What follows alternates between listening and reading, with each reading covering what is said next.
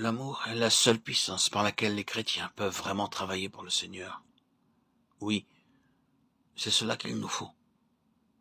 Nous avons besoin non seulement d'un amour qui nous unisse les uns aux autres, mais nous avons besoin de l'amour divin pour accomplir notre travail parmi les perdus qui nous entourent. Est-ce que souvent, nous n'entreprenons pas beaucoup de travail, comme les hommes entreprennent une œuvre philanthropique, par une disposition naturelle de compassion envers notre prochain? Est-ce que nous n'entreprenons pas souvent un travail pour Christ parce que notre pasteur ou un ami chrétien nous y a appelés? Et ne faisons-nous pas souvent l'œuvre de Dieu avec un certain zèle, mais sans avoir reçu un baptême d'amour? On demande souvent qu'est-ce que le baptême de feu. J'ai répondu plus d'une fois, je ne connais aucun feu comme le feu de Dieu, le feu de l'amour éternel qui a consumé le sacrifice au calvaire. Ce dont l'Église a besoin, c'est du baptême d'amour. Et pour le recevoir, il faut qu'à l'instant, nous nous mettions la face contre terre devant Dieu et que nous plaidions. Seigneur, que l'amour descende du ciel dans mon cœur. J'abandonne ma vie pour prier et vivre comme quelqu'un qui s'est livré afin que l'amour éternel habite en lui et le remplisse.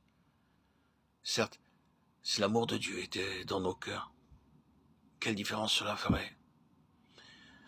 Il y a des centaines de personnes qui disent « Je travaille pour Christ » et je sens que je pourrais travailler bien davantage. Mais je ne suis pas doué pour ce travail. Je ne sais ni où ni comment commencer. Je ne sais pas ce que je puis faire.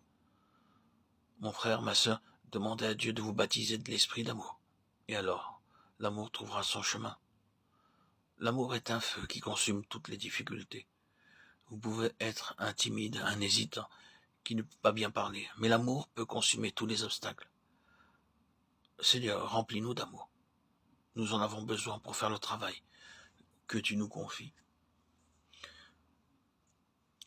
Vous avez certainement lu bien des récits touchant au sujet de l'amour chrétien, et vous avez dit c'est magnifique, sublime, merveilleux. J'ai entendu un récit de ce genre il y a quelque temps.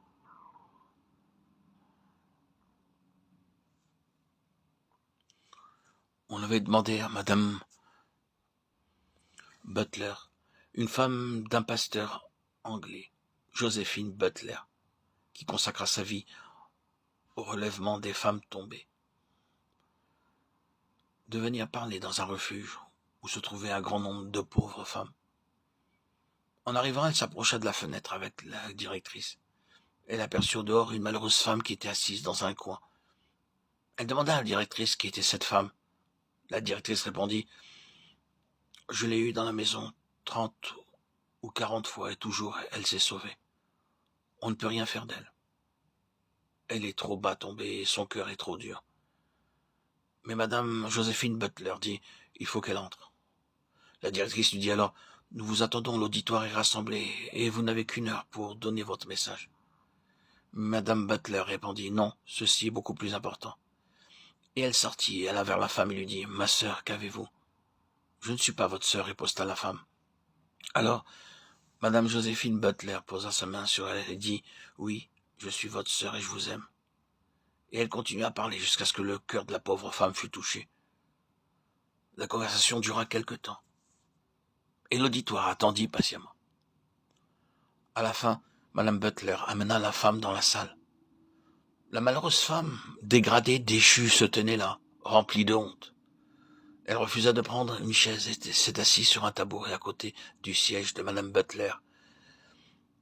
Et Madame Butler passa son bras autour du cou de la malheureuse et la laissa s'appuyer contre elle, tandis qu'elle parlait aux personnes réunies.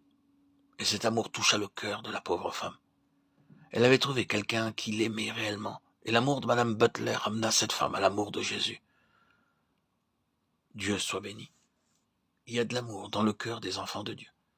Si seulement il y en avait davantage.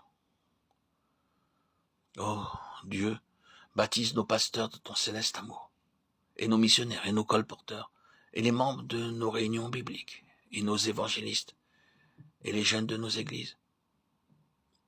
Que Dieu commence par nous maintenant, et nous baptise de l'amour divin.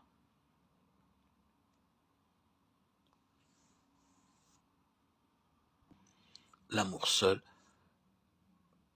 peut nous qualifier pour le travail divin, pour la mission auquel Dieu nous a assignée.